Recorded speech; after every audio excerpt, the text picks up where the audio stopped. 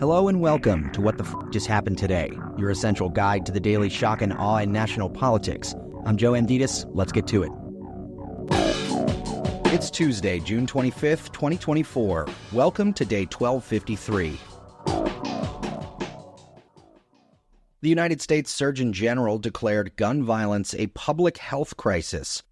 In a first-of-its-kind advisory, Dr. Vivek Murthy warned that gun violence poses a serious threat to the health and well-being of our country.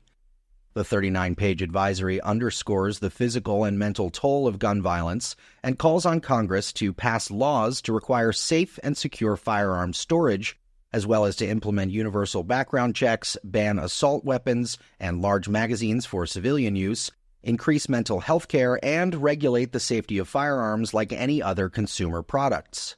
Gun violence has now become the leading cause of death among kids and teens, Murthy said. More than 4,600 deaths of people under the age of 19 were caused by gun violence in 2022, and 54% of adults say they or a relative have experienced a firearm-related incident, while nearly 80% of adults report being anxious about the prospect of a mass shooting, and more than a third of adults say they don't go to certain places or events for fear of being shot. About 60% of Americans say they're worried about losing someone they care about to gun violence. Meanwhile, infant deaths in Texas increased by nearly 13% in the wake of its ban on abortion. In the rest of the country, infant mortality increased less than 2% over the same period, according to the new study out of Johns Hopkins University.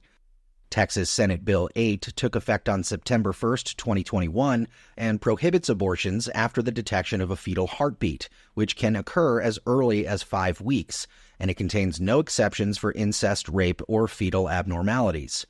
Before, abortion was allowed up until 20 weeks.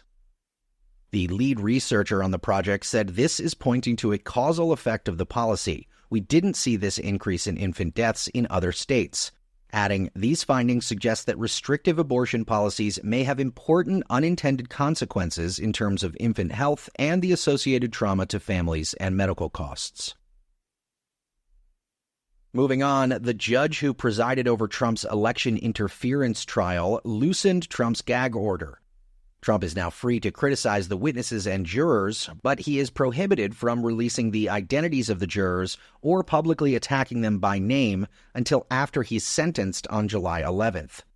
The ruling also left in place part of the order that bars Trump from attacking court staff, individual prosecutors, and family members of any counsel, staff member, the court, or the district attorney. Trump was convicted on all 34 felony counts of orchestrating an illegal conspiracy to influence the 2016 election by falsifying business records, a crime that carries a possible sentence of up to 4 years in prison. He was convicted in New York on May 30th, making him the first ex-president convicted of a crime. And finally, 16 Nobel Prize-winning economists warned that a second Trump term would have a negative impact on the U.S.'s economic standing in the world and a destabilizing effect on the U.S.'s domestic economy. So far, Trump's economic policy includes making his first-term tax cuts permanent, imposing universal 10% tariffs on all imports, setting a tariff rate between 60 and 100% on Chinese goods, and applying pressure to the Independent Federal Reserve to cut interest rates. The group of economists wrote, many Americans are concerned about inflation, which has come down remarkably fast. There is rightly a worry that Donald Trump will reignite this inflation with his fiscally irresponsible budgets. That's all for now. You can find the links and sources for all of these stories on the main website. And as always, visit whatthefjusthappenedtoday.com for the latest news and headlines. Until next time, I'm Joe Amditis.